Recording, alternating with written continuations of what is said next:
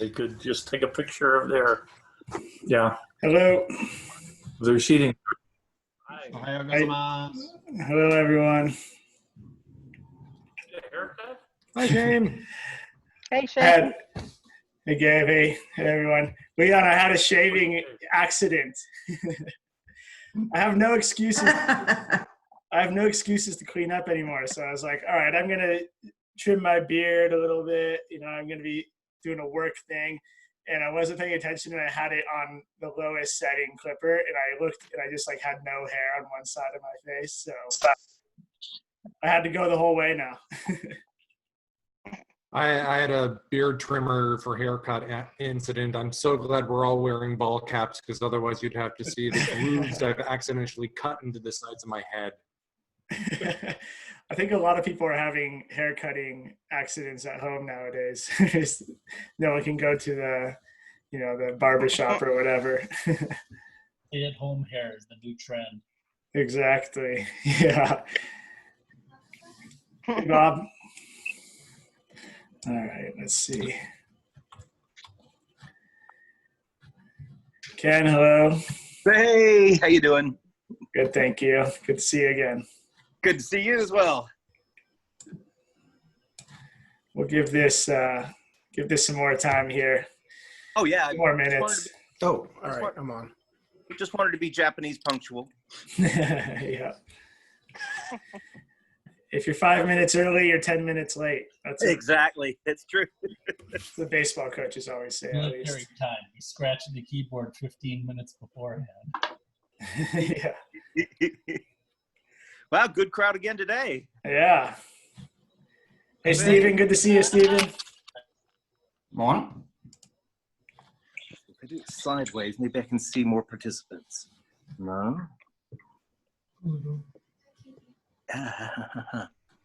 It's, oh, right, okay.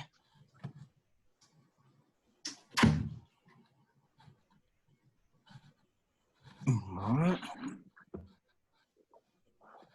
Let's see. People. There Oh, we go. there. All right. Hey, Carlos. Hey, what's going on?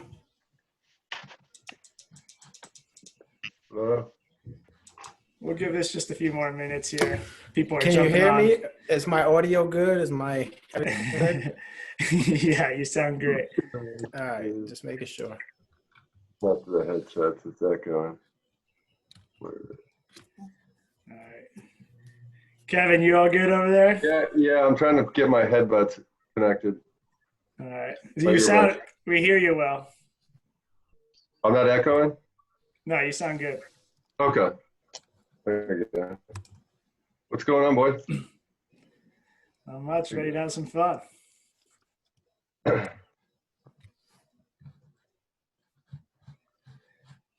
I just want to get baseball back going up again. 33. Yeah, tell me Is about that it. Matt Winters? Did Matt Winters get on? Amen. I'm with you, Carlos. Yeah, you made it. I was gonna message you. Oh, Shane gives me the right. He makes sure I'm on the right time. I sent Matt probably 5 different messages. Not that I don't trust you, but you know. I need him.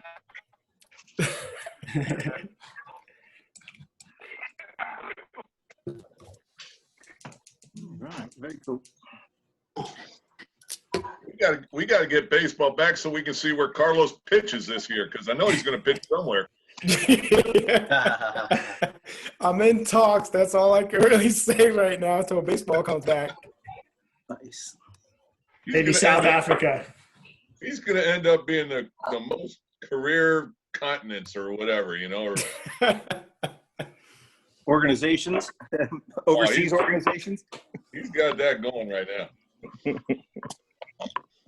Yeah, I just gotta get this virus lifted so that the international flights can start taking off again.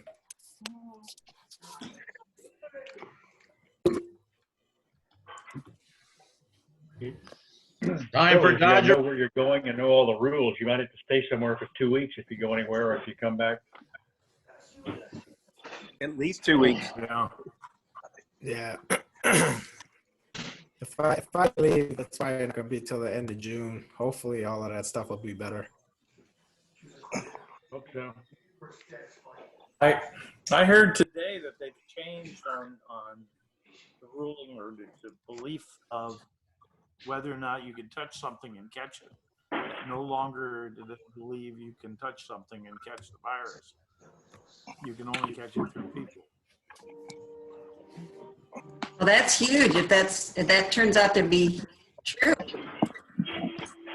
So what I'll change it a lot. That'll be I fantastic. don't remember where I saw it. It would help a lot. It means no mask anyway. It wouldn't help the mask.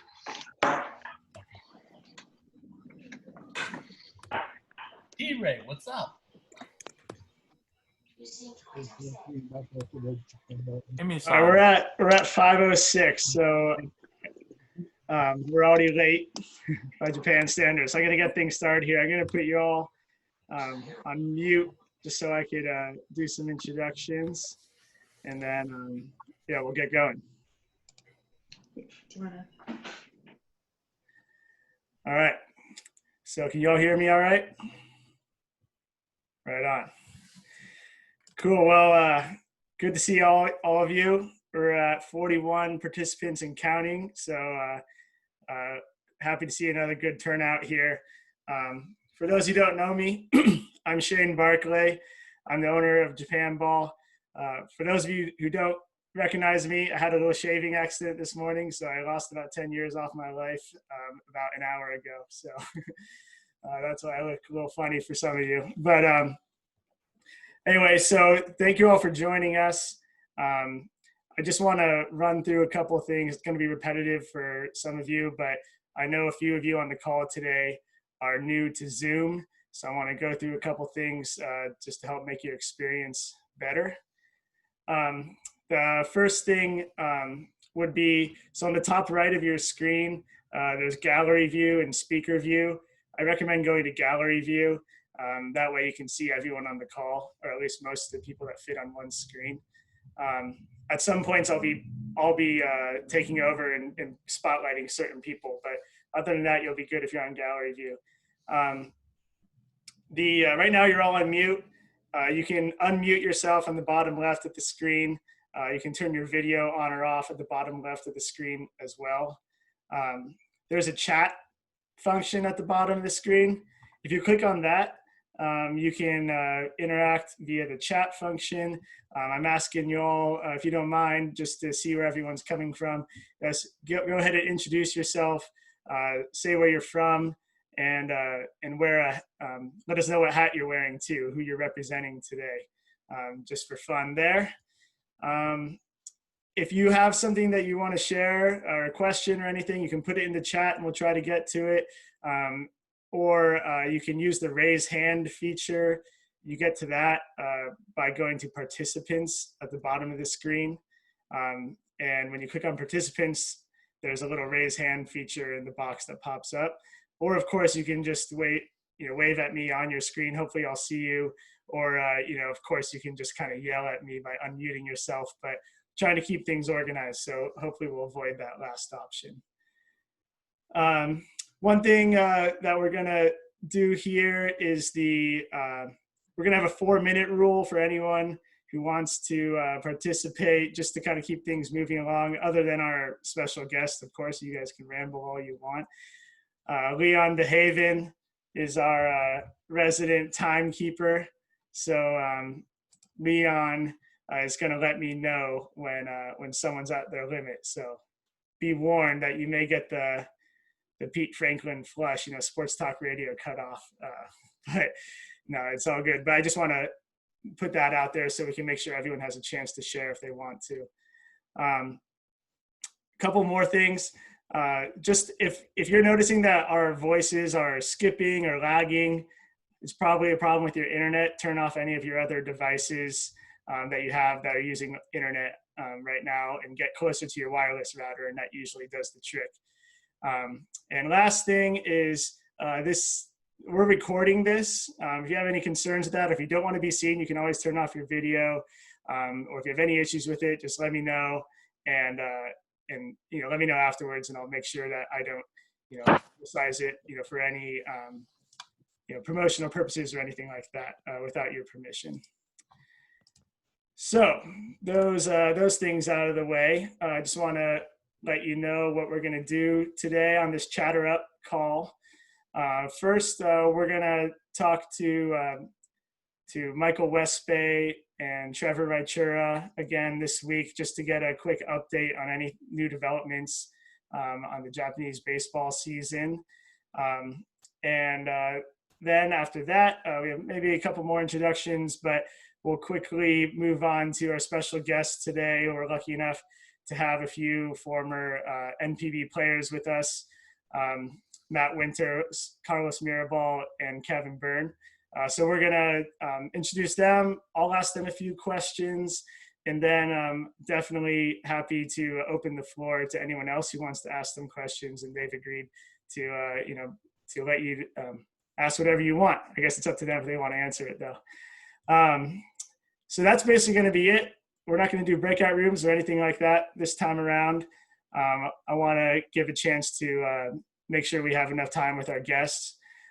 We'll keep it to an hour, hopefully, or I'll at least give you the green light to sign off at the end of the hour.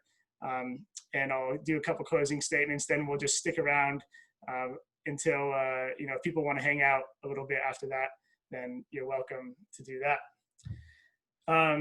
So that being said, like I said, I'm Shane. For those of you who weren't here last time, just real quickly, we're doing this because normally I'm running international baseball tours. I would be doing that at this time, and there's not a lot of time to talk baseball or share the camaraderie of baseball. So that's why we're here, and thank you all for joining me. We're getting close to 50 people right now, and it's pretty awesome to be able to come together and talk baseball. So thanks for joining us. I really some guests last time wanted to hear about our tour updates. So I'm just going to really quickly do that for you all. I don't really want to make this about, advertising for our tours or anything like that, but just because you're all here with me, I thought it would be a good time to do that. So I'm going to try doing a screen share here. I have a couple slides just to kind of visualize what we're up to. All right, so hopefully you can see that. This is our 2020 tour schedule. So London, of course, was supposed to be next month. That's canceled. We still have on the schedule South Korea, Japan, and the Dominican Republic. Those are happening in September and November. There's no changes to those yet. I mean, obviously there's a lot of unknowns at this point, and I think we all know with this virus, things kind of change really quickly. So I'm not going to try to anticipate too much. Just know that we're planning on going, and if it's safe and viable, then we will go. And if it's not safe and viable, then we won't go, and we'll just save it for next year. So if anyone has any specific questions, we can maybe take that offline.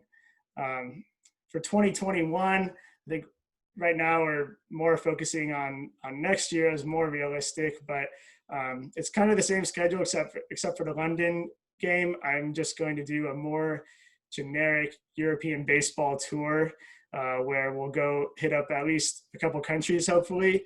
We'll see some professional games there and mix in some cultural events. I'm looking at Italy, Japan, Czech Republic, Germany are kind of the four that I'd like to do, and we'll see over the coming months, what ends up being the official itinerary. For the two Asian countries, South Korea, Japan, I'm considering maybe doing something in the spring, especially if we're canceled this fall. Maybe 2 trips, maybe just 1 trip, but just keep that in mind. And if you have any feedback on that, I'd be happy to hear from you on when you would prefer to go. Traditionally, we always go in the fall, but I'm open to suggestions, especially in light of current events. So there's your tour update. And Trevor said, did you mean Germany, not Japan, Shane? Maybe. Trevor, did I say something wrong there? I don't know. You were talking about Europe, the Europe tour, and you said like Italy, something, Japan. Like you included Japan in that part. That was a mistake. I'm thinking maybe you meant maybe you meant Germany, or I don't know what country you meant, but you said I think Japan that is what I in meant. there, so Yeah. Thank you for keeping Okay, me. cool. Yeah. Thank you. Yeah. I did not mean to include Japan in the Europe trip. that would be a wild trip. Yeah, that would be quite a trip. Maybe down the road we'll do that. All right.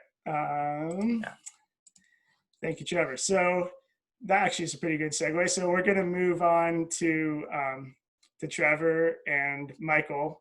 I think we'll start with Michael since Michael only got to speak at the end last time. Hey, Michael, how you doing? Hey, I'm doing pretty well, and you? Good, thank you. Thanks for coming. For all of you who don't know him, Michael is based in Yokohama. He runs JapanBallTickets.com, our ticketing concierge service, and he is a Japanese baseball statistician, video blogger, writer, all sorts of different stuff. So he's one of our Japanese baseball experts. And Michael, I just wanted to hear from you on what the latest is over there with the NPB season. Okay, well, as been noted quite a few times in the past few weeks, Japan is tentatively looking to restart on June 19th. Whether that actually happens or not is still questionable, but all of the teams and players are starting to get together for full team workouts. One thing of note, the Hiroshima Carp, they actually allowed fans in the stadium, 125 groups, which yesterday was 340 people in total, to watch a full team workout at Matsuda Stadium there in Hiroshima. So I think that they're trying to get out in front of everything and show that fans can safely participate at games. It's kind of experimental, I think. But if you look at Taiwan, and I'm pretty sure Korea will be doing this soon too, then you kind of get an idea of what is to come. The other big news this week has been criticism of leadership over Koshien. Japan does this thing where they kind of do an announcement that there's going to be an announcement. And the announcement that Koshien was going to be canceled has been running around for a couple of weeks now. And this was the first time I'd ever seen people actively criticizing the powers that be for not just coming out and saying that it was going to be canceled. But there was a lot of it in the newspaper. I was shocked by how straightforward people were about the announcements of the announcement that they were going to cancel Koshien. Just tell us, we're going to cancel it. Has been a pretty strong attitude that I've been seeing of late. And of course, now that they have canceled it, no, Koshien is not special, is one of the headlines there. And I think that a lot of people take that as a big shock, because Koshien, for those of you who don't know, is the national high school championship.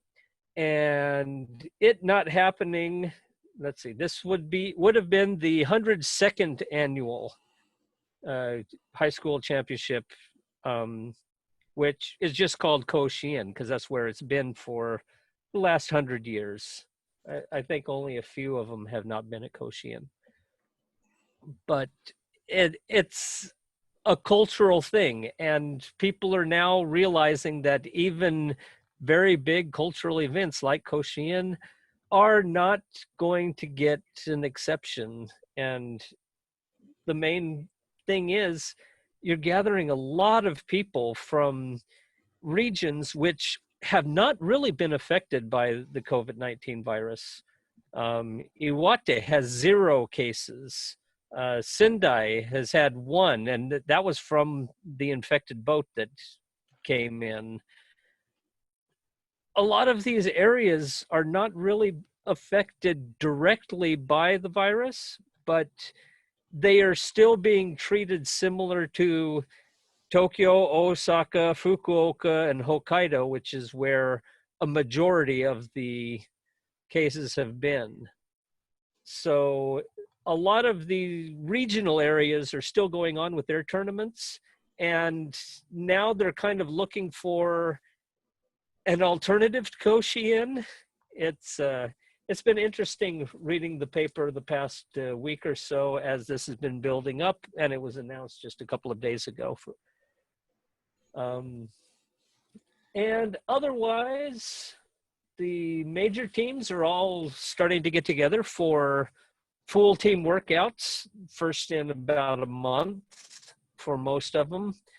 And baseball's looking like it's going to come back sometime about a month from now, maybe a little longer. I think July is probably more realistic, but at least the teams are preparing.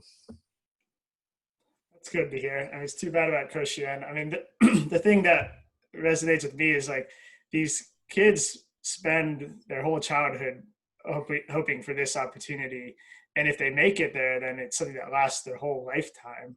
And for them to have it taken from them is just such a big bummer. I mean, I'm sure that there's lots of other similar things going on around the world like that, but in our world, that's like as big of a thing that could be canceled. Yeah, people are saying, well, now you're seeing what it's like to be an adult. Yeah, there you go. That's a good learning experience. All right, well, thanks for that info, Michael. I appreciate it. Mm-hmm. All right, so Trevor, do you have anything, any other news on the ground there that you could update us with? Well, it's not really baseball related, but as far as just society goes, like the state of emergency declaration has ended for all except for the Tokyo area and Hokkaido yesterday, or I guess they announced it. See, this is a little bit different from what Michael was saying, but they announced yesterday that they're going to lift the state of emergency on Saturday, which is tomorrow for us, in the Kansai area, which is Osaka, Kyoto, and Hyogo, where it had still been in effect. So I'm really hoping that doesn't mean people just go nuts and assume that life is back to normal, because they're also trying to emphasize that that's not the case, but rather that things are being loosened gradually. Hyogo, which is where Koshien Stadium is, has had no new cases reported in the last 4 days, and I think Kyoto is the past 6 days or so. And Osaka is still getting a couple of new cases a day, but it's in the single digits and has been for a long time now. So things are settling down as far as that goes. I think they announced that the Tokyo area and Hokkaido may have the state of emergency lifted as early as the 25th of May, which I think is that Monday? So what that means is, like Michael was talking about, June 19th being the target date for the start of the season, but July being more realistic. I think really like the last thing to happen before they actually set that date is that the state of emergency is lifted, and that there's a little bit more flexibility in what the teams can and can't do as far as workouts, practices, and exhibition games. So I'm hoping, and this is just me saying this, but I'm hoping that on Monday or Tuesday of this coming week, there will be some announcement about an expected, like a little bit more of a concrete opening day.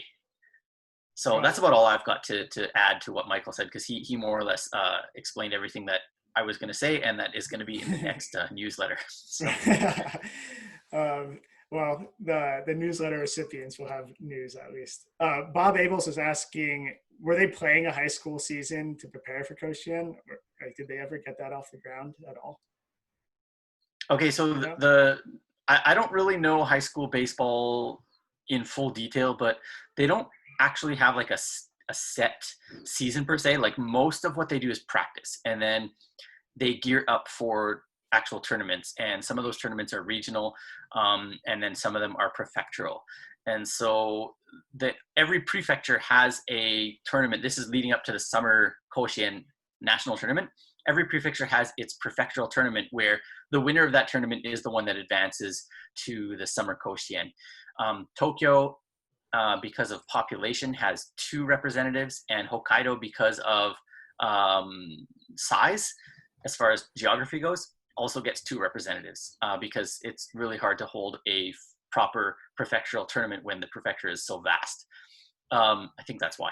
So there are 49 teams that go in, and the big tournament usually takes place. I think Okinawa is usually first to do theirs. They're the southernmost prefecture, and I think they do their tournament around the end of June or so. And then most of the rest of Japan waits until rainy season ends, which is sometime in July. So typically, anyways, by maybe the middle of July or maybe the end of July, all 49 teams have been determined. But up until that prefectural tournament, there's not a lot of they don't have a regular season or anything like that, as far as I know. Got it. Yeah. Lots of practicing. I know that. Yeah.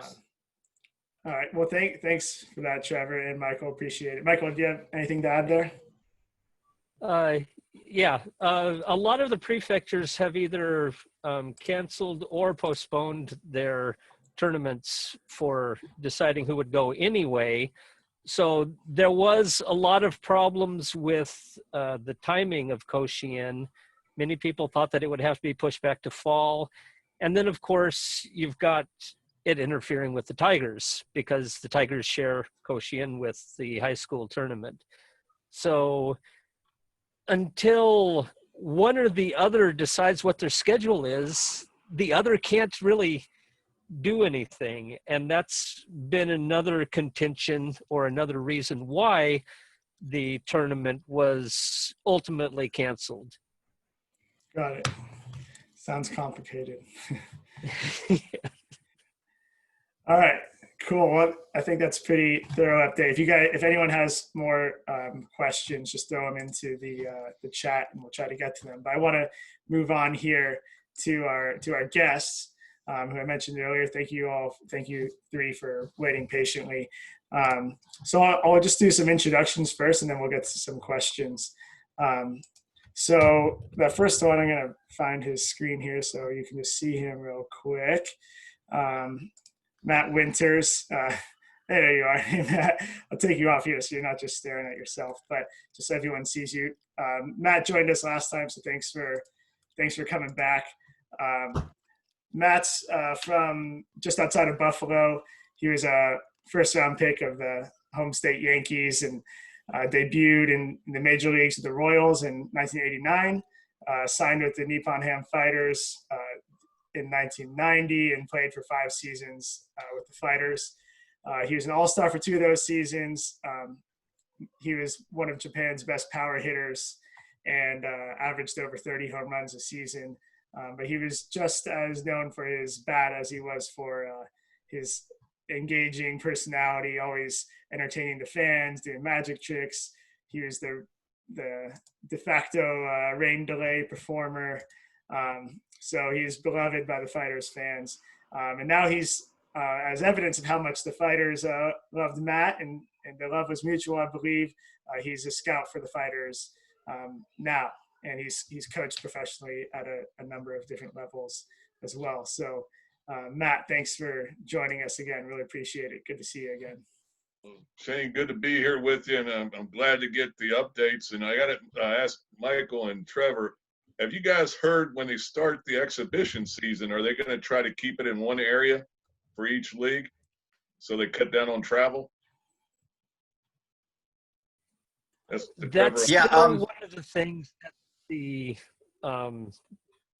group who is considering. They've talked about it, but I haven't seen any decision on that sort of thing yet. Yeah, because I heard yes, to cut down travel-wise, they do maybe Tokyo and Osaka area because they have plenty of stadiums to do the games or something. But. Yeah, so if I can interrupt, there has been talk of that, and nothing has been solidified or made certain. But so one scenario is that the Pacific League would concentrate a lot of their games in the Tokyo area because there are or pardon me, the Central League would be in the Tokyo area because there are 3 teams already located there. So they have 3 stadiums that by default are Central League stadiums. And then the Pacific League could locate themselves in Osaka and play at Osaka Dome and Otomoto Field in Kobe, and then even use Koshien if they needed to. And there was another one in which the Pacific League was talking about doing, and this is regular season rescheduling, doing 6-game series instead of the typical 3-game thing to minimize travel. And that would especially benefit the Nippon Ham Fighters being where they are, and also the teams that go up and visit there, that, you know, they would lessen the number of times that they fly to Hokkaido, because that's the only way to get in and out of that area when you're playing those road games. So there was talk of doing 6-game sets there. And then also in the Central, they talked about really kind of streamlining the road schedules for teams, particularly like Hiroshima, who are kind of out on the fringe as far as Central goes. So if they were to go to Tokyo, they would play a minimum of 6 games, like at least 2 of the teams there instead of just 1. And then maybe even on their way back to Hiroshima, they would stop either in Nagoya or in Osaka and do 1 more road trip, so that it's still 1 trip and getting 9 or more games out of the way. So there's talk of streamlining things, but nothing has been finalized. Yeah. Well, I've heard rumors of it, you know, and I was curious because that would work out as far as travel goes. I mean, it makes sense, and you could get your games in. And hey, a 6-day road trip up to Sapporo would be pretty nice. Sapporo's a great place to be hang out for 6 days. Sure is. But thanks for having me back here. And like I said, I follow the Twitters and all that stuff, and probably get my info the same as you guys do. You know, sometimes we get a little bit more, but not much. Yeah. So. Yeah. Well, thanks again for coming, Matt. And you go ahead. I do have to say though, you know, I was known as the dancing home run king because I never could out-hit Estrada or Ralph Bryant, but they liked my dancing. And the one time I had a buddy of mine, and some of you guys might know this name, Dick Bear. He was called the Destroyer. He was a wrestler. And he was famous in Japan, and I was out with him one night, and people are running, getting his autographs, and he's like, how about this guy? He plays baseball. And they're like, who? He goes, Winterzu. And they go, oh, dancer. I'm like, I got 30 home runs. Come on. This guy's a pro wrestler. I got 30 home runs, and I can't sign an autograph. That's awesome. Well, it's going to be famous for something. I had to keep my sanity somehow, and I just started having it, and the Japanese fans liked it, and it was just on from that point on. Right on. Yeah. Well, the Fighters fans are lucky to have you, and we are too. With that, I'm going to move on to another former fighter, or ham fighter, as the Americans like to say.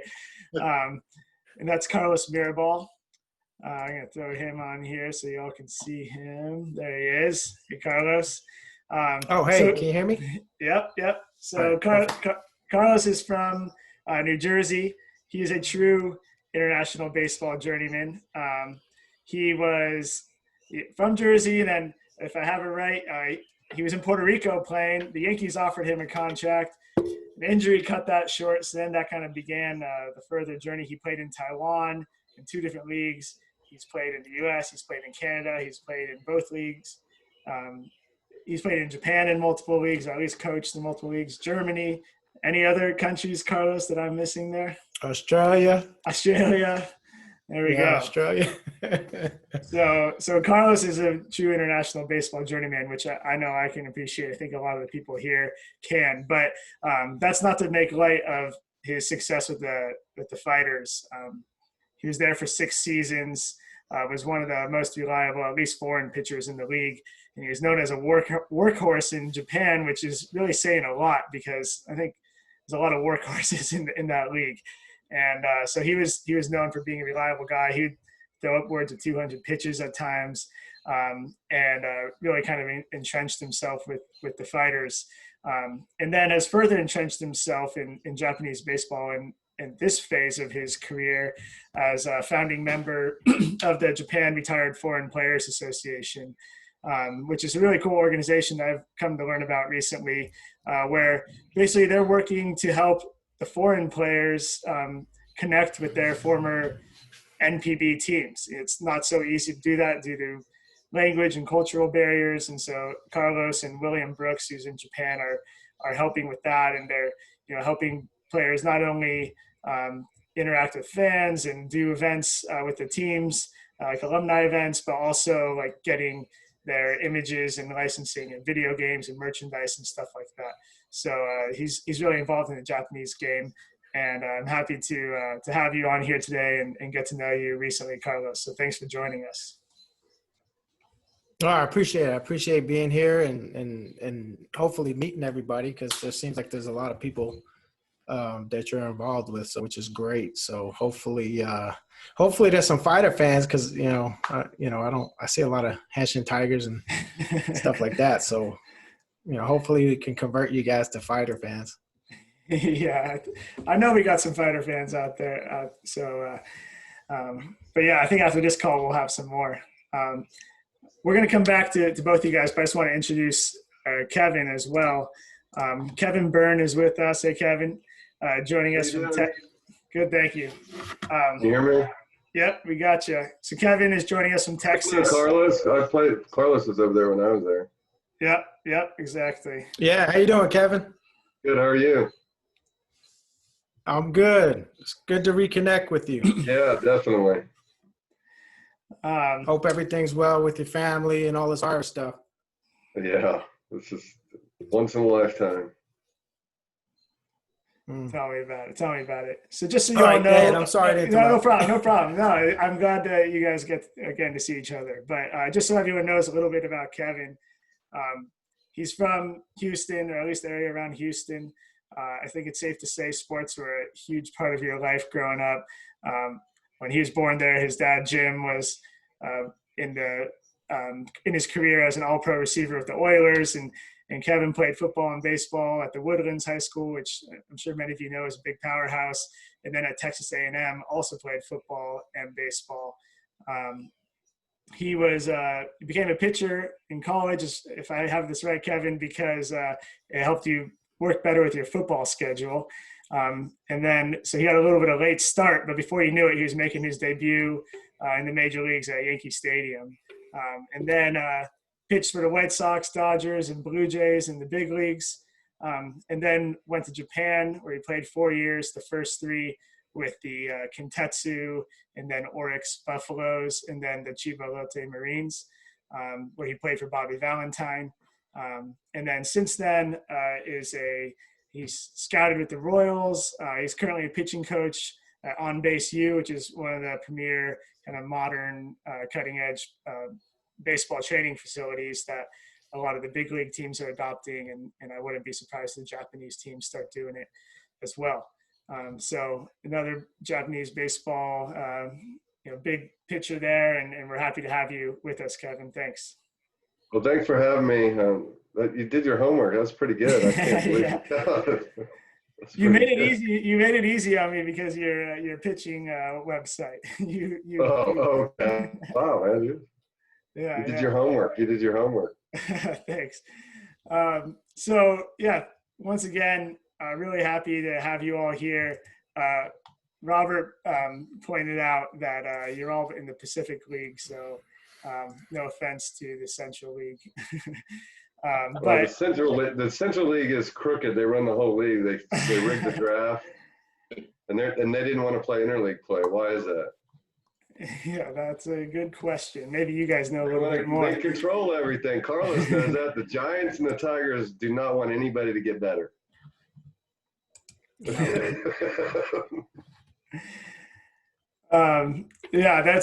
guys have a unique perspective on a lot of these sort of things. And that's why, so anyway, I want to ask you a couple questions. Matt, that's a nice mug you got there. What you got in that mug? Well, the mug is NASCAR, so you just think about it. Right on. I'm trying to kill the virus from within. There you go. I heard that works pretty well. Matt, you're gonna make what's in the mug disappear. Hey, and we won't hold it against Kevin for playing for Oryx and, Lotte. He's Hey, still, I play. Yeah, Hey, exactly. whoever wrote me a check, I played for. Carlos, you know that. Whoever writes, hey, you Huh? play for whoever writes the check. that's right. Exactly. Like you should be drinking it, Exactly. just like Matt should be drinking a Sapporo beer right now. There's some- Yeah, I got this for today. Oh yeah. There you Yeah, go. I'm making a comeback. One question I had for you guys, I've heard a couple of your, I know a little bit about a couple of your stories, but it seems like you all have a unique version of how you ended up going to Japan. Matt, I'm going to start with you. You signed with Japan right after making your big league debut. Like, how was that opportunity presented to you? Well, going into the season, I was 29 years old, and I was just hoping to put up some numbers so I could get over to Japan, playing in AAA. And then I finally got called up with Kansas City.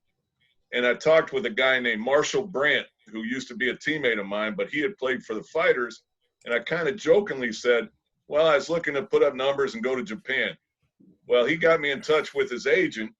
And one of my coaches actually at the time was Smokey Garrett, who played for the Hiroshima Carp. And, Smokey had talked to me about Japan all this time and, really, spoke very highly of it. And so the Fighters were actually getting ready to sign another left-handed hitter, and they got in a jam, and my agent called me up and said, do you want to take 1 year and an option for a second? And I was like, I'm there. So, the rest is history. And I think in one of the questions that you sent over, would you like to start it sooner? I'd have loved to play longer in Japan. But then again, growing up as a kid, your dream is to play in the big leagues, the major leagues. And so I was fortunate enough to get there, even though I only had a cup of coffee. But I can honestly say, well, I accomplished that. But, my baseball career really is in Japan. Yeah.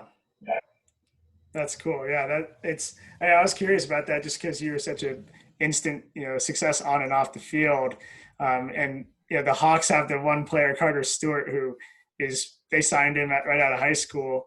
And it'd be interesting to think about like what would have happened, if any player for that matter were to just kind of start their career there as a foreign player, which is kind of unprecedented, or at least just go over there really early. Well, if you notice, the ages are starting to get younger and younger going to Japan. Yeah. And a lot of agents are looking at it now like, hey, if my guy goes over there for 2 years, plays 2 years, he can come back to the States as a free agent. And, look at Chris Martin and those guys that came back. They're making some good money now. So, yeah, I think you're going to see a lot more 26, possibly even 25-year-olds getting, heading over to Japan for a year or two. Yeah, that's a good point because you're seeing these guys get multi-year deals coming back from Japan. And, you think maybe a guy who's younger, who maybe in the past would have said, hey, I'm going to stick around here and try to make it in the States, he'd be more willing to get an opportunity abroad so that he can get a contract coming back, that's kind of a newer development, I think. And that's where agents are looking at it like, okay, I can get my player sold from a club here in the States. He becomes a free agent, when he comes back, Matheson with the Giants, the Phillies, sold his contract. And, the one thing major league clubs hate to do is let a guy go and then he comes back and burns them.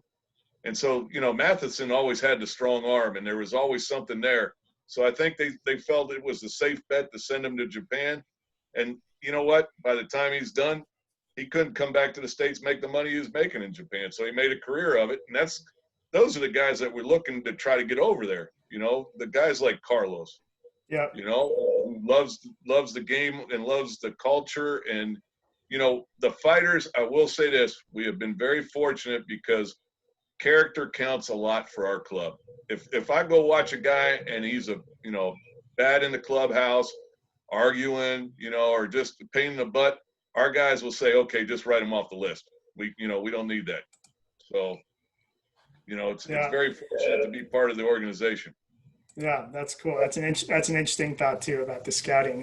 Kevin, I wanted you to share your story of heading over there and how you learned about your opportunity with a famous baseball character, to say the least. Oh, the story you want me to tell? So it was 2002. I just got finished. We missed with the Dodgers. We missed the playoffs by half a game against the Giants. I can't believe you're wearing a Giant hat, by the way. I know, sorry about that. It's because it's got Japan on it, right? Japan Okay, All-Star. okay. So there. No. But you know, and they were stacked. They had Barry and Kent and all those guys, and we missed by a half game. And what's funny was I came home in the off season. I finished strong. I started like the last 3 or 4 games, and you know, we were in the pennant race, and I felt good about myself and everything. And I get a phone call. I'm at home, and I'm like, "Hello," and it's you know, Tommy. Hey, this is Tommy Lasorda, Kevin. You know, and I'm thinking that it's one of my buddies playing a prank on me. I'm like, you know, Tommy wouldn't be calling me. You know, I met him in spring training, but you know, Tommy, you know what I mean? Like he would have an assistant call me. So Tommy goes, "Hey, Kevin, Tommy Lasorda, how you doing? How are you feeling? Hey, how do you like him? What do you think about making a lot of money?" I'm like, what are you talking about? I'm like, he goes, "Do you want to go play in Japan?" I'm like, I hadn't even thought about it. I mean, he just threw it out. I mean, he goes, "Hey, who's your agent?" I'm like, Joe Sambito. And he goes, "Oh, I know Joe. He's an Italian. I'm an Italian." He goes, "I'm going to call him. You call him right now. I'll call you back." He goes, "Because I want you on it," because Tommy signed an agreement after they won the gold medal with Kintetsu for a 3-year contract. So he picked all the foreign players and did all that stuff, you know, did all the foreign stuff. So, and then plus, excuse me, and then we, so Tommy's like that, you know, and I'm thinking like somebody's messing with me the whole time. I'm like, is this really true? So I call my agent, and he's like, "Yeah, they want you to come play. What do you think?" And I'm like, it just sprung on me, you know, like I didn't have any time to think about anything, you know. It was like, then I just thought about it. I was like, yeah, you know, of course they made an offer, you know. At the time I was like, you know, it's a no-brainer. And then plus Tuffy Rose lives in Houston too, so I got a hold of him and we talked and whatever. I mean, and that was pretty much it, you know. And then from there it just kind of went on. But Tommy is a character. I don't know if any of y'all ever got a chance to meet him. He is all. I mean, he has a memory. He can tell everything. He can remember stuff. It's unbelievable the stories he tells, and he makes you feel like, you know. I think the beginning of the year I was struggling really bad. He came over, and he'd start talking. You know, he comes in there and he could sell ice to an Eskimo, and then you come out of there and you just felt like, you know. I understood why he was such a good manager. He just knew how to press your buttons, certain guys and whatever. But, you know, I could see why he's a Hall of Fame manager. He's one of those guys that just really, you know, gets you, pumps you up and just lets you go out there and just remember. He goes, "You remember, you're an American. You remember that." That's one of them. You know, you're like in front of everybody, and then you know, where you eat lunch and stuff. He's like, you remember about the war. You're an American. You know, he starts pumping you up, and I'm like, dude, we're in Japan, and you're talking about that stuff. You know, he just didn't care. You know, but he was really good to me, and I got to play and meet with a lot of different guys over there. Played for Bobby the last year. Really, really good, cool, smart people over there. Great Japanese guys. I loved it over there. I mean, I'm sure Matt and Carlos can agree. You've got to go out and experiment, have fun, and or you will just kill yourself. You know, I mean, there's a lot of people that don't do anything, and I'm like, what are you doing? You know, I mean, there's so much culture, so many people to meet. Like Tokyo and Osaka, there's so many restaurants. I mean, some of the best food in the world. Kobe beef. I mean, just stuff that you just. You know, then you come back home and they say it's Kobe beef, and you're like, "No, that's not Kobe beef." You know, I mean, and you know, it was an awesome experience. I loved it. Yeah, that's awesome. You're making me miss it right now. Making me wish I could head back. My mouth's watering. That's like your mouth. Exactly. That's awesome. That's great stuff, and I love hearing every Tommy Lasorda story is good. All right, Carlos, I want to jump to you. You know, whereas. You know, Kevin's got a Hall of Famer calling him up to go play in Japan. I think your story is a little different. You really had to come from the ground up. Can you talk a little bit about what that was like and how you got the fighters to notice you? So when I just started, I was in a minor league spring training with the Yankees and I hurt my elbow. Wasn't Tommy John, but I missed the season. So they released me. I played a year of independent ball. Then a good friend of mine at that time, Willie Randolph, he got me a job to go play winter ball in Puerto Rico. And I also had an opportunity to throw for a new league starting in Taiwan called the Taiwan Major Leagues, the TML. So I threw, they wanted me, and then, me and Willie Randolph had a discussion about it. He says, listen, he goes, you just had an elbow injury. It's going to be really hard for you to show everybody to forget that injury. You go to Puerto Rico, you have to dominate. He says, go to Taiwan, try to go from Taiwan to Japan. He goes, and when you get to Japan, you can come back to the United States. He goes, and that'll be like your minor leagues. Do all of that, and then when you're ready, you come back, you'll be at a major league level. So then I went to Taiwan. I played in the Taiwan Major Leagues. 2 years in the Taiwan Major Leagues and then 1 year in the CPBL. Every year, I would make videotapes of my highlights, send them to all the teams in Japan. The Yomiuri Giants called me the second year, but I didn't have an agent or anything like that, so I didn't really know what to do. So next thing I know, I went over to the CPBL, and I was kind of like a spot starter, and then I beat out a player by the name of Calvin Jones, who played in the big leagues here, for the closer spot. I kept sending my videos. And then finally, Toshi Shimada from the Nippon Ham Fighters gave me a call. And he was like, I wanted to call you because I keep getting these videotapes. I keep getting these faxes. I keep getting all of this stuff. He goes, what are you guys up to right now? I said, well, we just started our championship series here in Taiwan. And he says, can you come to Japan and throw for us? He goes, we like your video. We want to see you throw live. So I said, as soon as we're done here, I'll get on a plane. So as soon as we finished Game 7 of the championship series in Taiwan, the very next day I flew to Japan. Toshi picks me up at the airport. We go to the instructional ball that still had a couple days left. I threw for them live. And then we went out to dinner, and Toshi says, we want to sign you.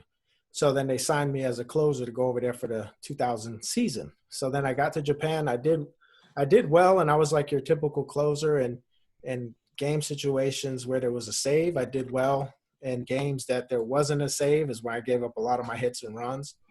And then from there, I had the opportunity now to come back to teams here.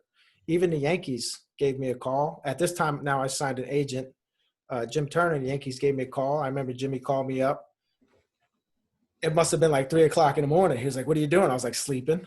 He was like, well, I needed to wake you up because I wanted to tell you that the Yankees want to re-sign you. Now at the major league level as a relief pitcher.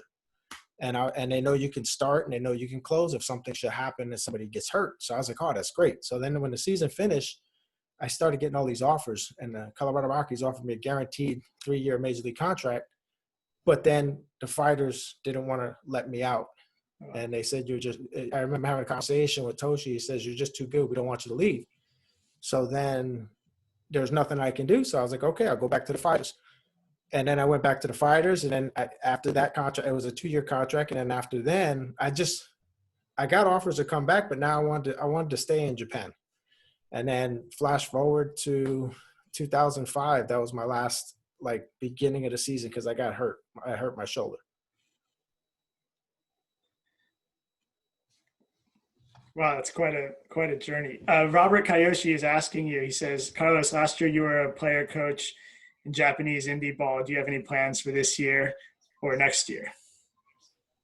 Well, last year I started the season pitching in Puerto Rico, and I was playing in now, mind you, I was 45. I turned 46 years old, and I'm pitching in what they call the AA League in Puerto Rico with guys that are just getting released from organizations. I mean, we made the playoffs. In our playoff game, the catcher was in the big leagues with Texas 2 years ago. The shortstop was in the big leagues.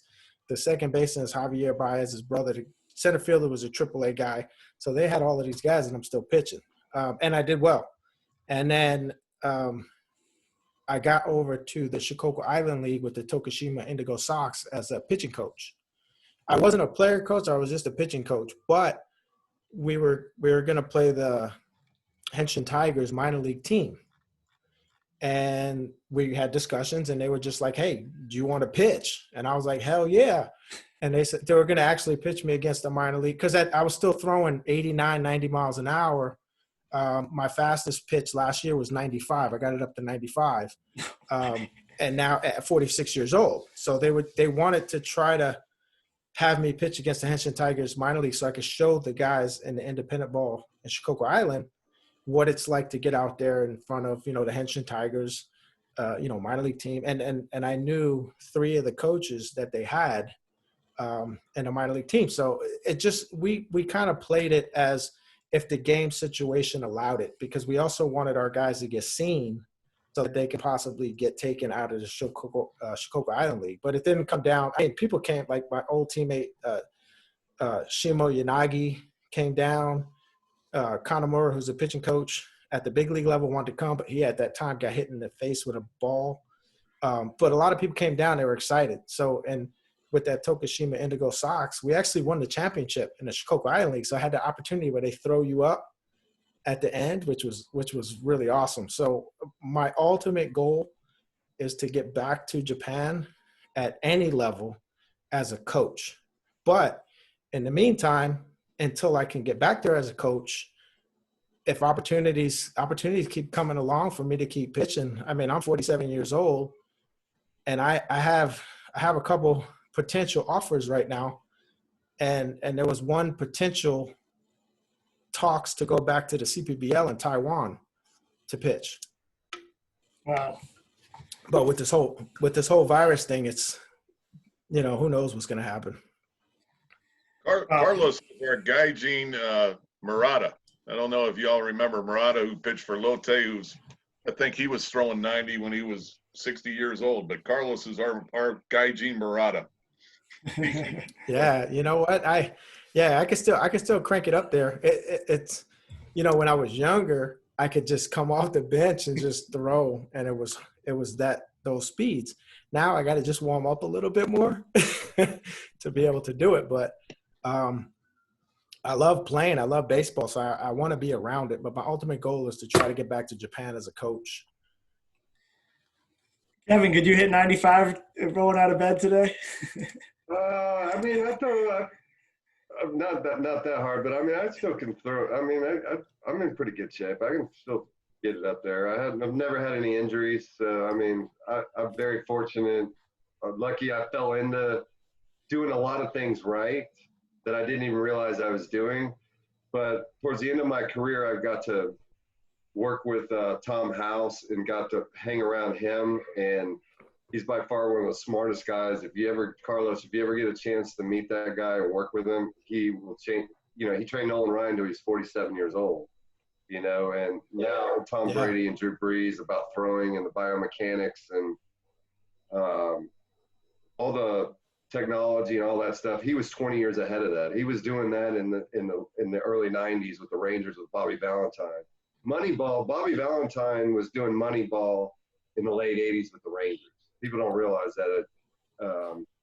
And then they did all the first motion capture on pitchers and hitters with the Rangers with Julio Franco, Juan Gonzalez, Pudge, Ruben Sierra, all the Palmeiro.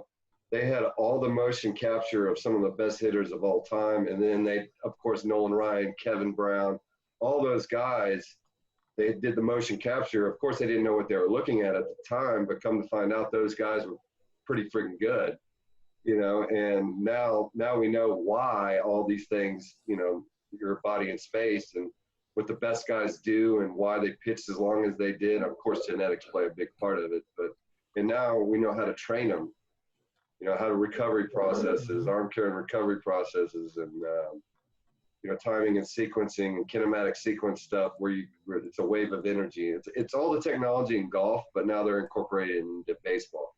Baseball's stubborn. They're always 20 years behind, but golf is always 20 years ahead. So that technology in golf is now coming to baseball. That's all the spin rate and all that track run stuff. They've been doing that in golf for 25 years.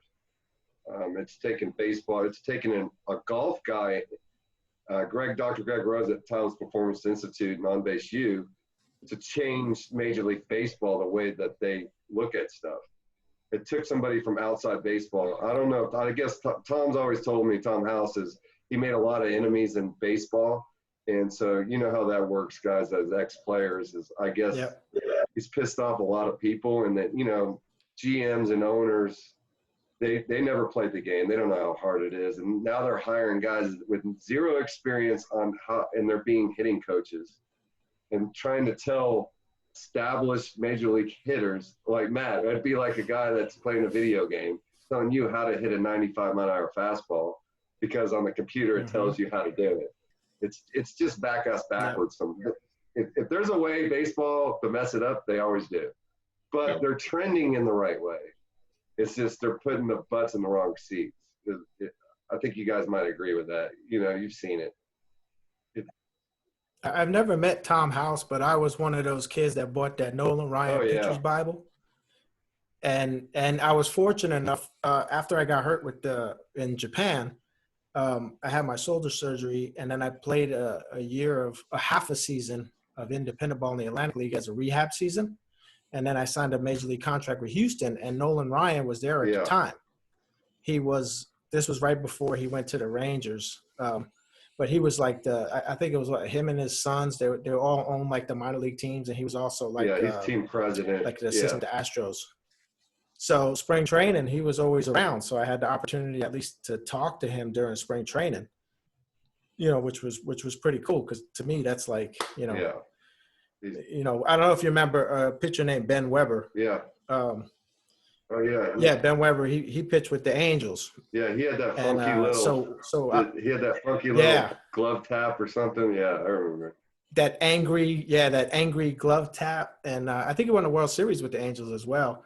And I've known him from when we were in Taiwan together. So when I was throwing my bullpen, I didn't realize it, and he was like, I'm throwing my bullpen, I'm throwing really good, and all the guys. They're all watching and everything because this was, after my injury. So they all wanted to see how I was doing.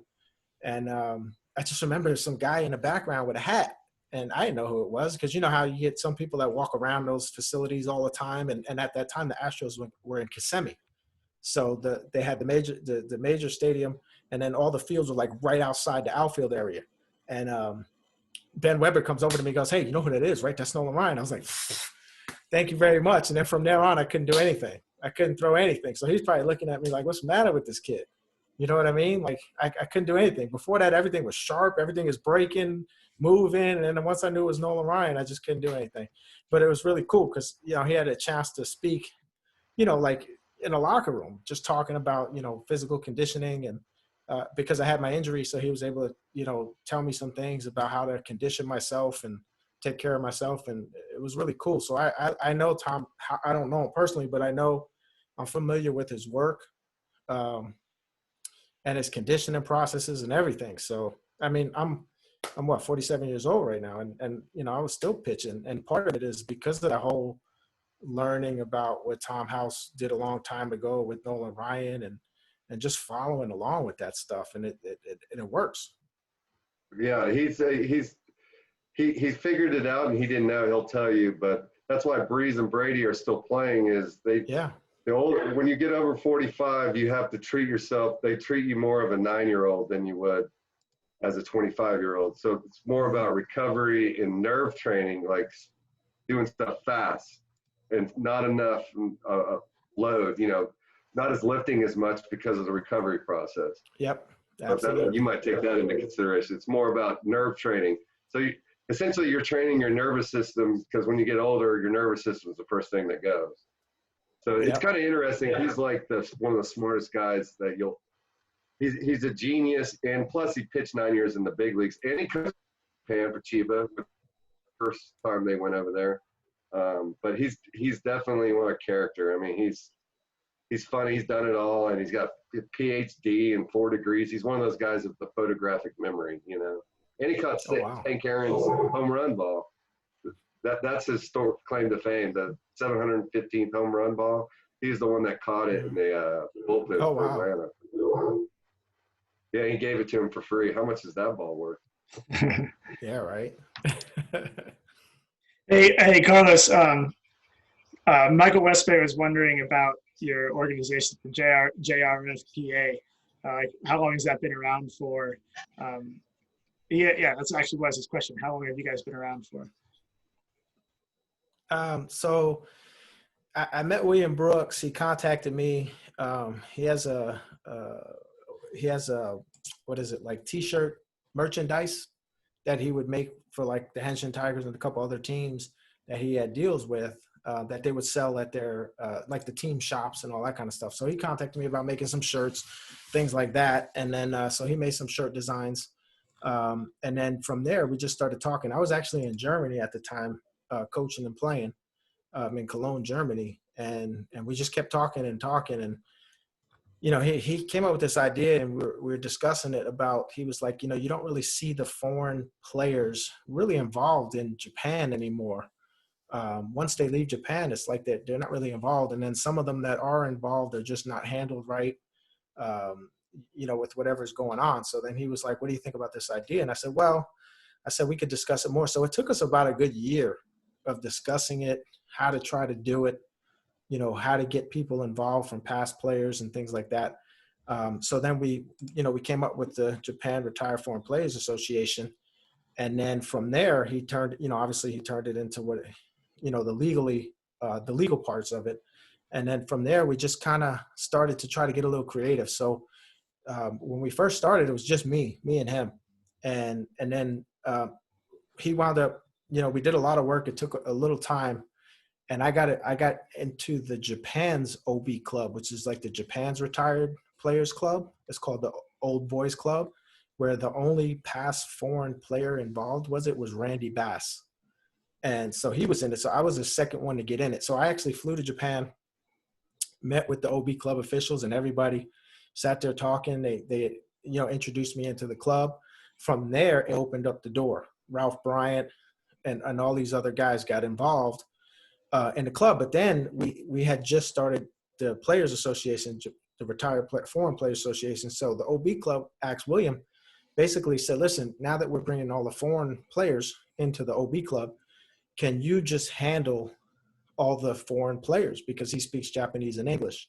So that's kind of how we kind of started. Then I did an autograph show for baseball cards. There was they always had Japanese players, but they never had foreign players. So I did that. And then the following year, Julio Zaletta was involved in it. So once I did that and met with the video game companies, the baseball card companies, you know, me, William, we just went around to every company introducing who we are and what we plan on doing. So then from there, it involved getting Matt Winters involved, you know, Sherman Obando, Jose Ortiz, and then, you know, Jack Howe and a whole bunch, Andrew Jones, Randy Ruiz, all of these people. I would try to contact as many as I could. And then once I contacted one, they would contact somebody else, so they knew somebody else. And then from there, you know, basically we just wanted to get the foreign players involved with the culture of Japan again, with the teams and the fans, whether it's, you know, the video games, baseball cards, television shows, or whatever it is, so that they can get reconnected with their teams. They can get reconnected with the fans, and any baseball card, video game money, or whatever, it all goes to the player, and it's all transparent. So everybody is, whatever they get, and whatever they get involved in. And then from there, when it started, next thing you know, now there's over 200 past foreign players involved. Henshin Tigers, Randy Messenger is involved. I mean, there's a whole bunch of the freaking Henshin Tigers and freaking Yomiuri Giant guys. I mean, everybody wants, you know, those guys, but it's just, you know, we kind of turned it into something that's kind of taken off. And, you know, with this virus thing going on, I mean, once this virus thing is over, we even have, you know, NBC Sports that contacted us to do something in Japan. Disney in Japan has contacted us to do stuff. There's a golf company. There's so many different things that are going on. Once this virus thing gets handled, and Kevin, you know, send me your email.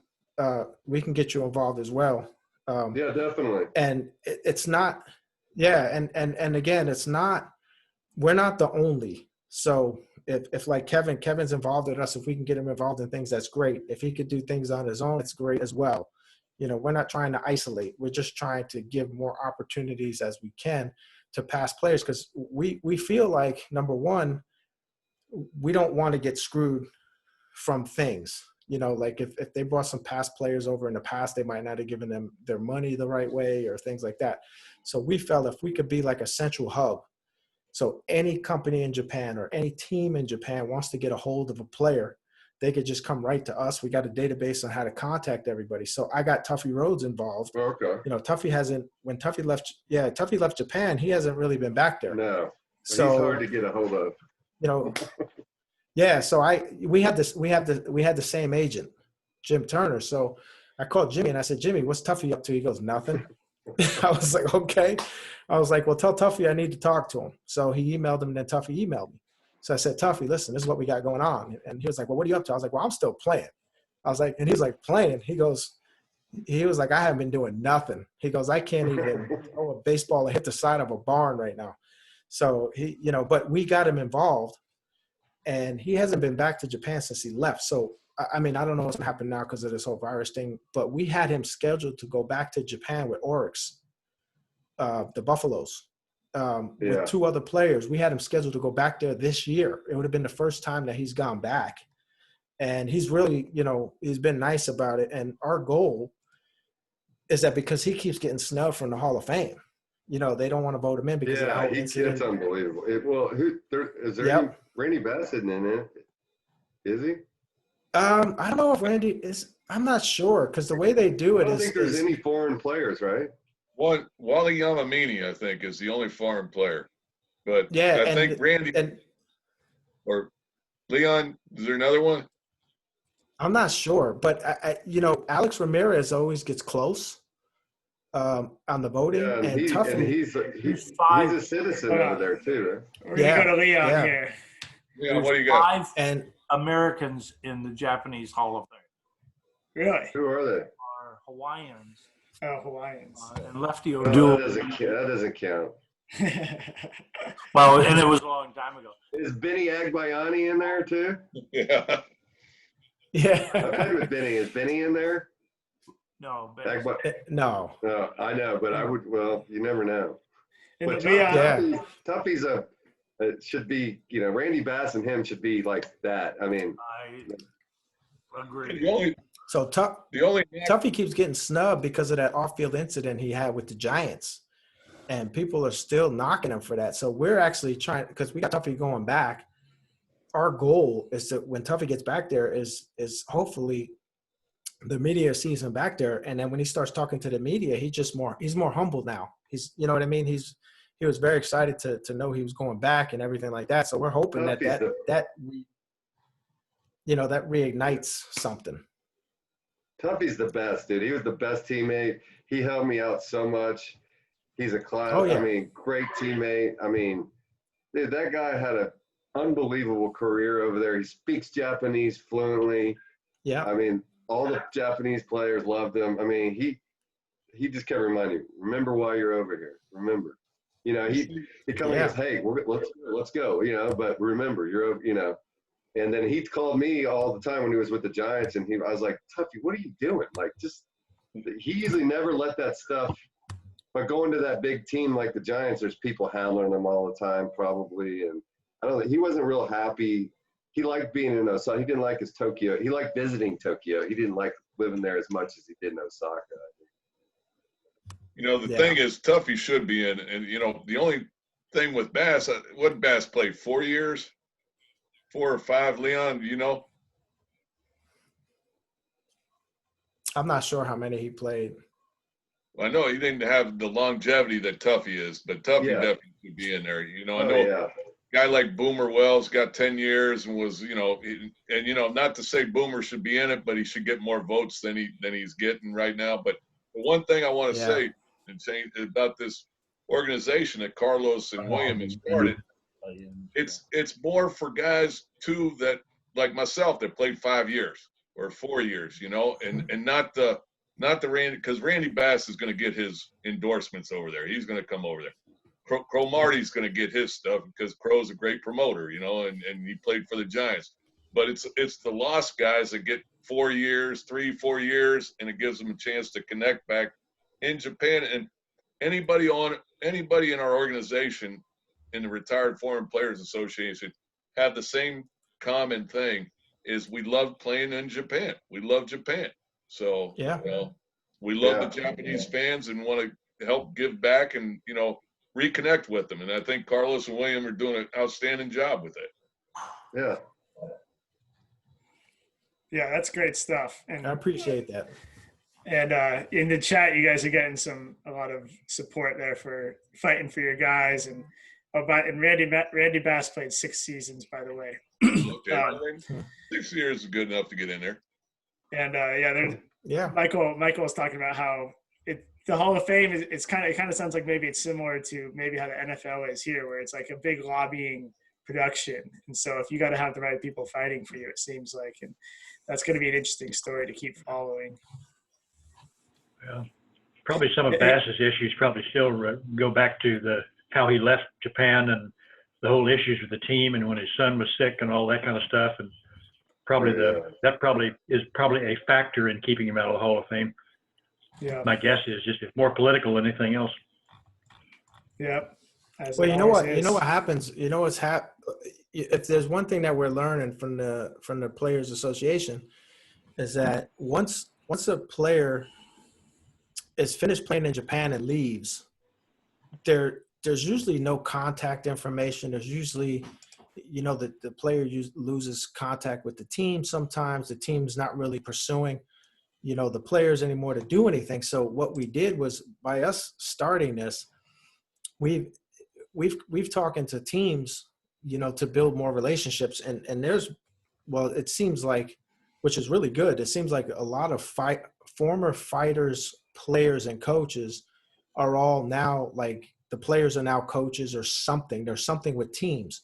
So one of my former teammates, his last name is, I think it's Shintaro Ajiri, former teammate of mine, was with the Hawks organization. So he's been talking to us a lot, and he likes what we're doing by bringing players back. You know, Toys R Us brought some of us back for promotion last year during Golden Week.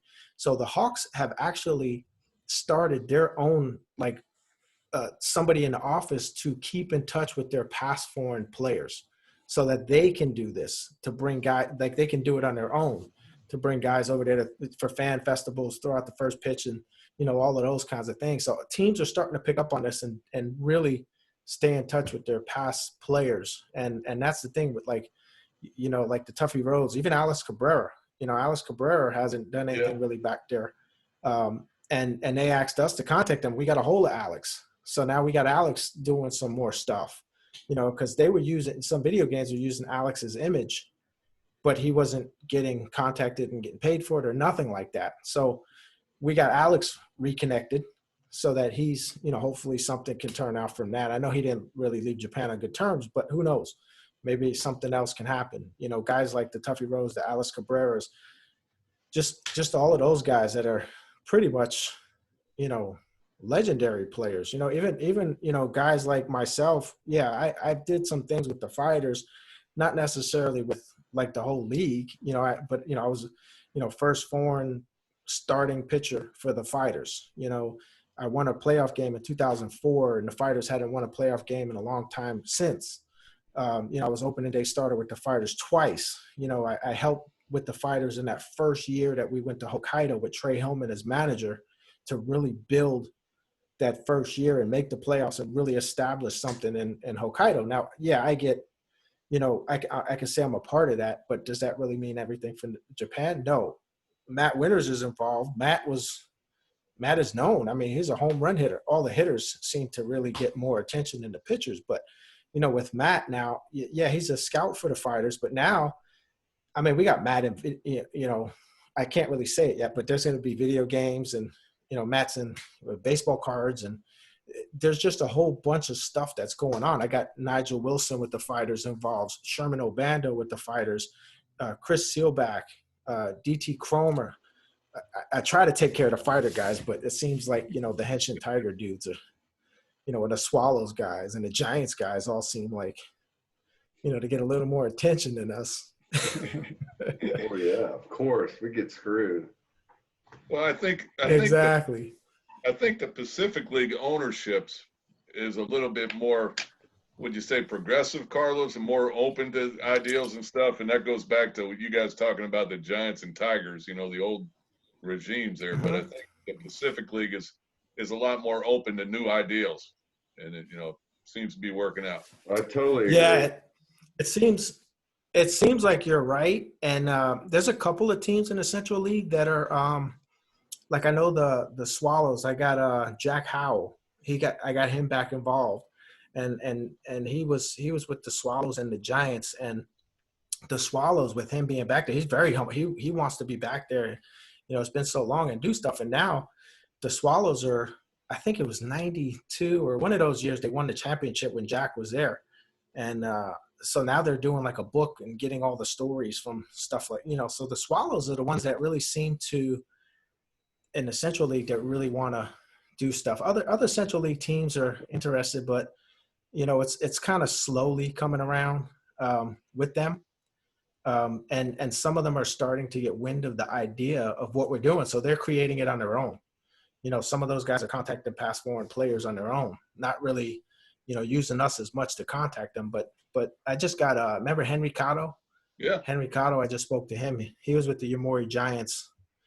What was it, like 94 or something like that? One of those years. Yeah. And I just spoke to him, and it's like Matt said, the guys that, the guys that are involved are all guys that just seem to really, really care about or really enjoyed their time in Japan, and really care about Japanese baseball. And it seems to be picking up now, because we're getting a lot. When I went back there to coach with the Tokushima Indigo Sox, the newspapers, we spoke about this and why I was there. I didn't get paid for that. I don't know if anybody knows that.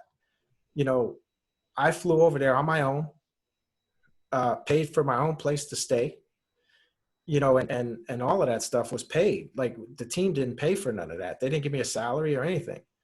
And I went over there and they accepted me as a coach, and what they call like a guest coach. And we won a championship. And while I was doing that, the media was writing about this, how I came over there on my own. The team didn't hire me as it was a guest coach, and how I care about the Japanese. And they took to me, I took to them. We won a championship. I helped those guys out. We had three guys from our shortstop, our second baseman, and one of our star pitchers wound up getting picked up. One by the Yomiuri Giants and two by the Seibu Lions. They got a new manager, things like that. So I'm not going back there right now, but the media really got a lot of attention for the organization. And even now with this whole virus thing, me and William were talking one day, and I said, listen, we got to think of something to do for the people, just a video. And, we made videos like, it was like a minute long or whatever, telling everybody in Japan, listen, be safe, wash your hands. We're all in this together. We're going to get through it. And then Matt Winters took it to another level. And Matt started doing magic tricks, which is pretty awesome. I'm always looking. I'm recording Matt's videos and trying to slow him down so I can see what he's doing. All I know is on the video game, I hope at least they have me hitting a home run every once in a while, not just striking out and dancing all the time. Yeah, you know what? It's coming up. You remember that, right, Matt? We spoke about that before. If they give me a good dancer, I don't know. I wasn't the greatest dancer when I was over there, but the Japanese enjoyed it. So. Hey guys, I'm gonna jump in. Home runs. Yep. Hey, sorry to cut you off. So this is awesome stuff. I think all of us are really happy to be listening in to these sort of different viewpoints, and this is fantastic. But we're at it's almost 6:30 now my time, 9:30 East Coast. So I don't want to take everyone's nights over too long. If anyone has any questions before we leave, put them in the chat or speak up now before our guests leave. This is a really awesome opportunity for us. And as you see, these guys are all really open with their opinions, and it's a unique perspective. In the chat here, a lot of people are talking about different books about Japanese baseball. And I think the perspective you guys are sharing are a lot of the similar type things that you hear about with these interviews with former players. And it's really cool to be able to hear it in person. So I really appreciate that. And I just want to thank you all for joining us again. It's been really fun. No problem. Thanks for having us, Shane. Thanks for having us. Yeah. So appreciate it. It's been great. Yeah, no, of course. I'm gonna kind of wrap things up here. Just one, I'll do one quick little plug here. For those of you who are on social media and whatnot, I'm not sure. I want to make sure everyone knows of our different accounts. We have Instagram, Facebook, and now Twitter too. Of course, our two websites, japanball.com, which is Japanese baseball news and info, and japanballtravel.com is our travel site. If you all are on any of those social media things, please add us. We're trying to kind of get that going. So I appreciate anyone's participation there. We're sharing some pretty fun stuff on that. So that was just my quick little plug there. But thank you again for joining us. I'm just going to check to make sure there's no more questions here. Carlos, if you had some free advice from Randy Gray, he says, learn the knuckleball and you can pitch to forever. Oh, no. You know, that knuckle curve, that's my knuckle curve. If everybody goes on like my LinkedIn or one of my Facebook or one of those things, I got a video of how I used to throw it. Hey, Carlos is going to wait till he's my age to start throwing the knuckleball. You know, Do you want to hear something real quick? Wait, listen to this real fast. Yeah. I'll be quick. So I threw a knuckle curve, right? So when I pitch, I threw everything kind of hard, you know, like whatever my speed was, my changeup. Yeah, it might have been 10 miles an hour, but everything was hard. So one day Trey Hillman comes up to me before practice and we're out there and he's like, hey, come with me, let's play catch. And he says, you know how you throw your knuckle curve? So I would hold it like this. He goes, well, instead of pushing out to make it spin, he goes, just do this and let it go. And I started doing it. I threw a hard knuckleball. So he's like, all right, I want you to start throwing it in the games. So I remember one of the first games I threw it in was the Tokyo Dome. What's his name? Nori Nakamura, the big home run hitter with the Buffaloes. And I remember I had 2 strikes on him. So I reached back and I threw my knuckleball. He swung and the ball wasn't even halfway to the catcher. And he struck out. And he looks at me laughing and he shakes his hand like this, like a knuckleball. And I was like, yeah. And he was just cracking up. So I threw it. I threw a knuckleball only 9 times total, and I had 6 strikeouts with it. And then the one day in the Osaka Dome, I can't remember. He was maybe Kevin knows. It was a left-handed foreign hitter. I can't remember his name. Larry Barnes. But what is it? Larry Barnes. That Larry might have been Barnes. him. And I threw it. And he hit a home run right down the right field line. I mean, it was literally right down the line for a home run. And I hadn't thrown it since. That's awesome. Hey, Kevin, Gabe wants to know, did you ever see the movie The Zen of Bobby V? And Yeah, I've seen it. I was there. That was the year after I left, I think. Yeah. And did you feel it was an accurate depiction? Yeah, I mean, I'm trying to remember the whole thing. I mean, it was pretty good. Jose Ortiz interviewed a lot. But, yeah, I mean, dude, they loved Bobby over there. I mean, the other teams hated him, but the fans loved him. I think they learned a lot from him, or they should have, because he taught them how to manage games. Yeah. And I think, you know, Matt and Carlos understand that sometimes managing the games over there can win you freaking 10 to 20 games. If they're not managing the games right over there, they wonder why they keep losing. And Bobby took, because they were in last place the year, my first year over there, first 2 years over there, they were terrible. And then when Bobby came over there, they were average, and the next year they won the whole thing. And they had the same players. They just had a couple different foreigners. So it's putting the right pieces together. Yeah, his story is interesting because, I mean, he kind of flamed out famously the first time around there, and it seems like he left on bad terms. They didn't give him a chance. You know how it is. They want, you know, they put you in certain situations to fail. You know, and they didn't give him a long. Now, when he went over there, he had the ownership, he had full control, and you saw what happened. He won the thing in 2 years. He won the whole thing. Yeah. And if he had Giant and Tiger money. Wow. Yeah. No telling what he would have done. Totally. Yeah. Well, I think that's all the questions we had, but yeah, that's fascinating stuff. And, you know, thank you all again, you know, the 3 of you for joining us. Hopefully we'll stay in touch. For the rest of you, likewise, good to see all your faces. So I didn't get to say hi to everyone, but it's definitely not the end of Chatter Up. So we'll be doing more of these sort of things. If you have any ideas, we have the book club suggestion. We've had a happy hour suggestion, a beer. There's all sorts of good stuff that we could do, and it's really fun to get on here and talk baseball. So, thank you all for joining. Thanks for wearing your hats. I got to spotlight Jeff Wang here. You win the award, man. That is an awesome hat right there. That Kintetsu Buffaloes. Yes, that's an old school right there. I've got some old stuff I need to bust out. Ralph Bryant. Yeah, that's the old stadium. Yeah. Who's it there? It was a good place to hit. Yeah. Oh, yeah, I bet. Fast and short. Yep. Yeah, well, thank you all again. I'm going to just stick around in case anyone has anything for me, but everyone is free to leave. And please, any feedback or anything you have for me, shane@japanball.com is my email address. And hope you all have a good weekend, and we'll see you again next time. All right. Good to see you guys. All right. Thanks, Shane. You're welcome.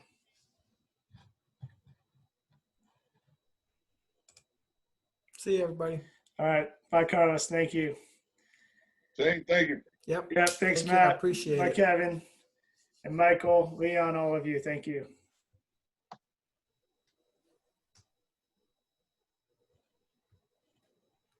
See you. Bye, Carter. Good seeing you. You bet.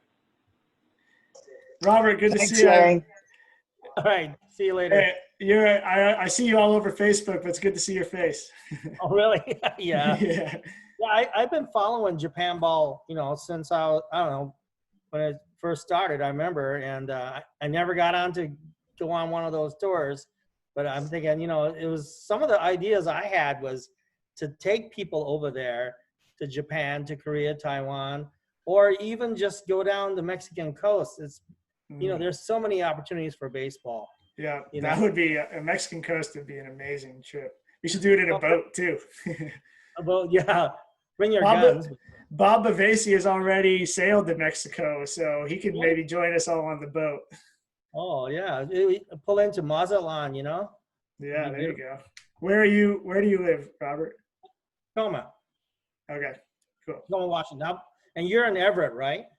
I'm not in Everett actually. The business is officially there, but I'm in California. I'm in Santa Cruz, but everything on the books is in Everett still. Yeah. Hey, good seeing Leon. Nice seeing you too. Oh wow, that's what your voice sounds like. Afraid so. Yeah, I'll see you in Arizona sometime. I hope so. Okay. Take care, everyone. Looking forward to joining the next one. Bye, Gabe. Thanks for keeping the chat going. Hey, it's a good role to have. Yeah, totally. Hey, Sanjay, where are you? Thanks, Shane. You're welcome. Bye, Ted. Sanjay, where are you out of? Hi, Shane. I just want to say hello. I'm originally born and raised in Kobe. Okay. Went to high school there, but I've been, for the last 18 years or so, I've been in Honolulu, Hawaii. So, oh, cool. All right, Leon. And I've actually run into a number of baseball players because they train in Hawaii a lot of times. So it's kind of cool. I want to say hi to Leon and Shane because I'd seen your names on the Twitterverse or Universe social media network. So I just want to say hello. That's why I was hanging. Thank you for saying hello. Yeah, good to meet you, and hopefully we'll interact online, but we'll see you on this one next time, or maybe in Japan or something. That'd be cool. That sounds good, man. Yeah. Larry, you're on the call. As you guys are turning off, I just came into the office, forgot completely that I should have been here about an hour and a half earlier this morning. I'll be here for the next. Oh, Larry, I remember. Now you got somebody here from Bangkok. Wow. Well, yeah, you caught us just in time. At least I got you at the tail end. Yeah, I'll good be to here see next time.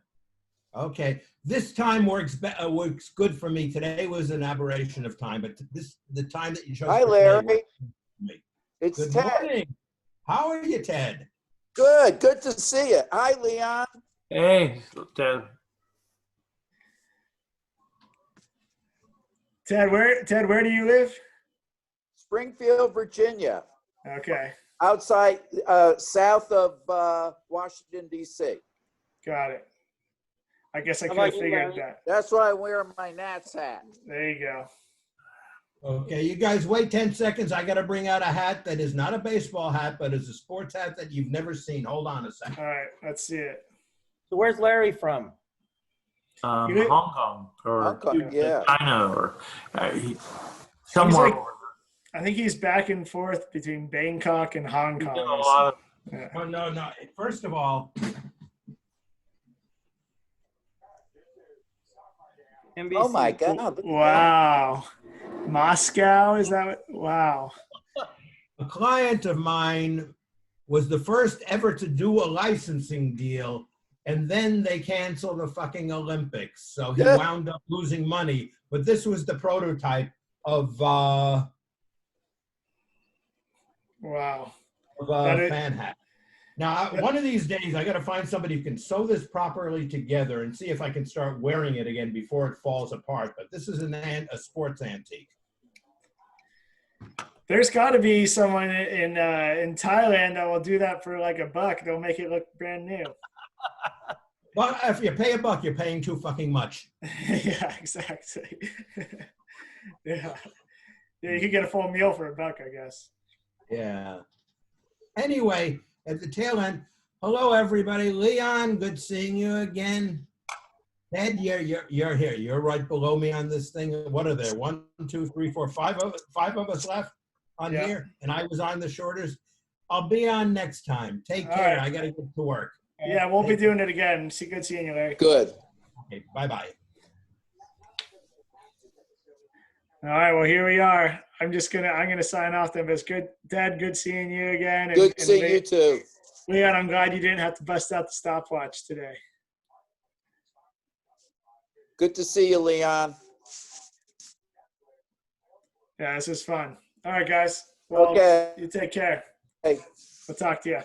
Bye. See you, Leon. Yeah.